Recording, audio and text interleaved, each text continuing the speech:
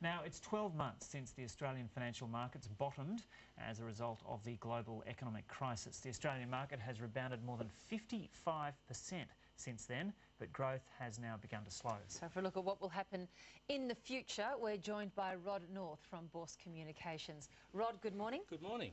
First of all, can I get you just on that subject, just to comment on what Wen Jiabao had to say about the potential of a double-dip recession? Now, he's not the only one to say that, but when he says it, it's to be taken very seriously indeed. I think so, and I think a lot depends on China and the impact that China will have on the road ahead. So is that a code for China saying things aren't as good here as you all think they are? Well, I think China's sort of indicating that maybe the growth's going to slow down a bit in China. Yeah. So therefore, that would mean that it would have some effect on Australia, because we rely very heavily on obviously exporting to China, particularly with commodities. But the interesting thing is that we're still seeing huge demand for coal and iron ore coming out of China. So there's been a few sort of mixed signals with respect to how and what impact they may well have. But I think it's sort of the overall sort of effect of where we are in terms of the recovery that we've seen to date, which has been pretty significant in terms of share market recovery. And I think that's probably going to slow down a bit, because there are still some economic data that,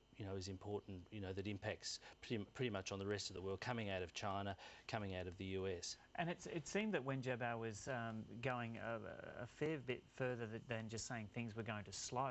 He was warning of the possibility of a double-dip recession. Well, there is some concern about that, Joe, although there are lots of other factors that perhaps make that situation not as clear. And I think particularly the US and Australia will be looking very closely at further comments that come out, in relation to, where China's going to sit. I mean, one of the key problems that we've had from China for many years is actually getting very accurate data in terms of growth and so forth. So, I mean, a lot of it's got to be played out, but I think we've got to take it on notice and really have a good look at the situation and see what impact that is going to have. So what cycle is the market locally in right now then, Rod? Well, I think that you're a big fan of the cycle and the seasons. We're in a cyclical bull market, there's no doubt about it, because the market has risen 55%, which is pretty incredible from its low point, which was about now a year ago when we got down to 3,109. Market's now back close to 5,000. We did get very close to it in January. That must be a record in terms of speed of recovery. It has. Normally markets rebound about 25 to 30%, so 55% increase is pretty incredible.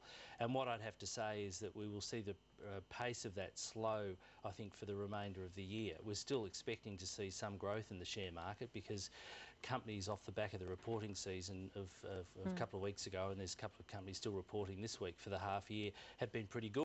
So those earnings that will continue to flow through, particularly for the second half of this financial year and then into the new financial year, I think would be fairly positive for a lot of companies, which will drive the share market higher, but it won't be at the same sustained pace. Now, the Aussie dollar isn't far off parity with the US dollar now, but you're tipping that it will reach parity by mid this year, probably? Well, there's some talk that it may reach parity, but one of the key determinants is going to be what's going to happen to US interest rates. And I think if the Federal Reserve at some point starts to move rates up in the US, that will bring our dollar back. So we may get very close to it. I mean, there's been a lot of talk about reaching parity, and there's still a chance that it will, but I think a lot of it will depend on what the Federal Reserve does with rates. Now, Reserve Bank board minutes are released on Tuesday, and I guess what's going to be most interesting there is not so much the discussion around why it lifted rates last time, but what its feeling is about the state of the Australian economy now. Yeah, very much it'll be about where we're currently sitting and, what other economic data will sort of flow through. I think there's some expectation now that perhaps there might be a bit of a break in further rate rises as we move into the months ahead, just to sort of take a bit of a position on the current state of play in the market, but one really never knows that. Now, what's this about a link between heart attack frequency and share market fluctuations? Yes, it's quite an interesting figure that's sort of come out of it's come out of the US, and it's from a university in Carolina. Duke University has done a report, and it's been submitted, at a pretty authoritative, place for it to be reported, and it indicated that there's a direct link between people who have heart conditions and the share market, and it was taken over a period from 2006 to 2009. I think the interesting conclusion to draw from it is if you've got a heart condition, maybe you should avoid share market investment and just concentrate perhaps on playing golf or going sailing. Yeah, I think you need to just hang out in a suspension tank, I think, and avoid all such shocks to the system. Absolutely. Rod, always good to see you. Thanks so much. Thank you. Thank you.